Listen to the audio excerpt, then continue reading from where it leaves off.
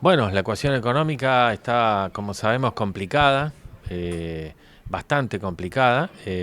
Primero, ¿qué es el productor argentino, no? Porque a ver si hablamos de región centro, hablamos de producciones mixtas, ni hablar economías regionales, mucho más complicada la mayoría, sobre todo los productores de ciclos largos, ¿no? Cuanto más largo es el ciclo, más complicado en una economía que viene muy mal desde hace unos 10, 11 años, que estamos en un proceso de estanflación clarísimo, estancamiento con inflación. Bueno, con lo cual ahora con un atraso cambiario, o por lo menos una brecha cambiaria enorme, que para algunos creemos que implica un atraso cambiario importante del tipo de cambio oficial sobre los tipos de cambio alternativos legales. Y bueno, en ese sentido, los productores, cuanto más ciclo más largo, más complicado. Ciclos más cortos como cultivos, cereales, bueno, a veces hay alguna revancha del clima, a veces no, pero este año particularmente muy, muy complicado. Ya sabemos lo que pasó con la sequía, con lo que fue la cosecha de trigo y lo que van a ser las cosechas finales de la gruesa, con mucha menor liquidez, con mucha menor rentabilidad. La ganadería impactada por la sequía, más allá de políticas de restricción de exportaciones, políticas de cupos, de precios cuidados, o sea, bueno, el sector lácteo ni hablar, con problemas también de fondo agravados, y bueno, todo un contexto de una sequía que se suma después de años de políticas económicas no favorables para la inversión, para creer, para reinvertir, para generar empleo formal. Y bueno, sobre llovido mojado, ¿no? Bueno, en realidad sobre llovido sequía. Pero bueno, como diríamos, sobre llovido mojado, en el sentido que el panorama es muy complejo. El horizonte no es claro. Está mucho más claro el horizonte climático que el horizonte de expectativas políticas y económicas, ¿no?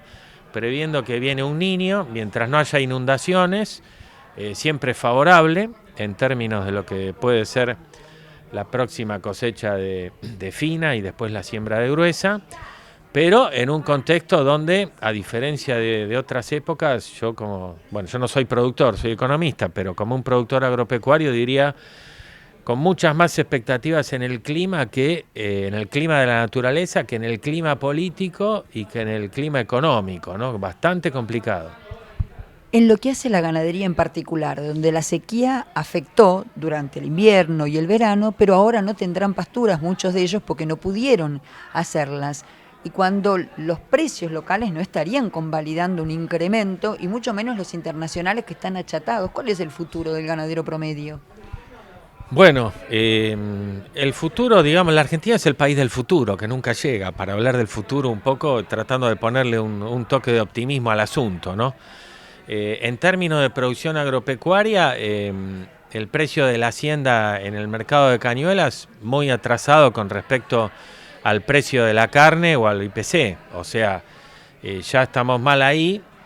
Como vos bien decías, bueno, el invierno crudo y los problemas acumulados por la sequía, bueno, la expectativa es que el sector se va a enfrentar a mayores desafíos en primavera, que puede escasear alguna oferta de faena y puede haber expectativas de precios más alcistas en un contexto de dinámica de precios donde claramente estamos en un andarivel de 9% mensual, donde obviamente los alimentos y la mayoría de los productos se encolumnan en ese carril, que bueno, algunos creemos que puede incluso subir un poco más, lamentablemente, con lo cual, bueno, un escenario de más inflación, de menos traslado a los productores de precio, y del sector externo tampoco hay muchas expectativas en el corto plazo, porque bueno, China ya es un fijador de precios, dada la posición monopsónica que tiene con respecto a las exportaciones de carne vacuna argentina.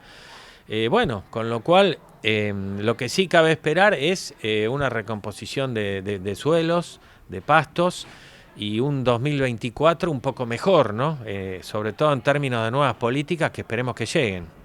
Finalmente, a usted como economista vinculado con confederaciones rurales argentinas, con productores, ¿qué le pega más a la producción, las retenciones o la brecha cambiaria? ¿O los dos son golpes muy fuertes?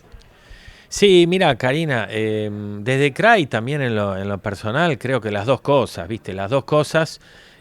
Hay una falacia, me parece, que se maneja en algunos equipos económicos que pueden llegar a llegar al gobierno, que bueno, mejorando la brecha cambiaria, mantenemos las retenciones, los productores ganan y el fisco gana. Bueno, la experiencia me indica que, bueno, la experiencia no, la evidencia internacional y de países vecinos, que retenciones no hay en ningún lugar del mundo, salvo en Rusia, en Ucrania en algún momento, o sea, en estados que intervienen en la producción de una manera muy, muy fuerte. Ningún país del mundo graba exportaciones y brechas cambiarias tampoco. O sea, vos vas a Uruguay, a Brasil, todos piensan en moneda nacional. Bueno, Uruguay es en la práctica bimonetario, en Brasil piensan en reales, pero nadie tiene mucha idea de cuánto está el tipo de cambio. O sea, en Argentina evidentemente tenemos dos problemas muy serios y espero que no haya un problema de diagnóstico, porque las grandes cadenas y los sectores que aportan divisas con volumen son los sectores agropecuarios y sus cadenas industriales. Y eso es decisivo para mejorar el balance de pagos. Quizá me voy a poner un poco técnico ahora, pero en la Argentina hay en algunos segmentos de la oposición y de equipos económicos cierta obsesión por el déficit fiscal. Pero el problema de Argentina son los déficits gemelos, no el déficit fiscal. Los déficits gemelos son el fiscal y el de balance de pagos. El de balance de pagos tenemos un problema estructural que es muy serio, que es que los capitales que salen en general son mayores que los que entran, por giro de utilidades, por transferencias, etcétera.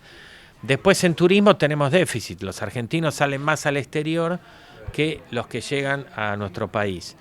Y después las importaciones de piezas y bienes de capital y de insumos intermedios y de bienes finales, que son todos industriales y tecnológicos, son imprescindibles y su elasticidad con respecto al producto es del orden de 2,5 o 3 a 1.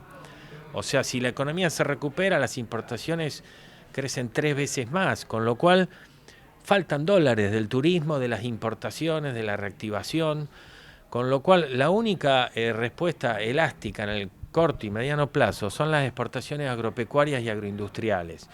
Ni el software, ni la minería tienen ni volumen ni capacidad de respuesta en el corto plazo. Con lo cual, el problema son los déficits gemelos, no el déficit fiscal. Si solo están preocupados por el déficit fiscal, van a cuidar la alícuota de retenciones. La van a eliminar para las regionales y bueno, espero que no las dejen para los cultivos y menos para la lechería y las carnes, ¿no?